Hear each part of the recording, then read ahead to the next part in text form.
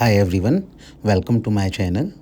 In today quick Java tutorial, we are going to learn how to use Stream API to filter. Start with a let's drive right now. We have start with the list of names, some which are repeated. Then using the Java Stream API, we have first remove duplicate with a distinct.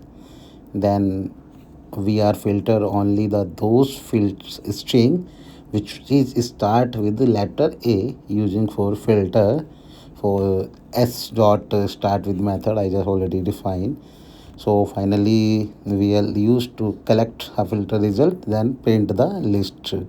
Then wait, I just print the program. Then when I run the code, then print output will be print Akash.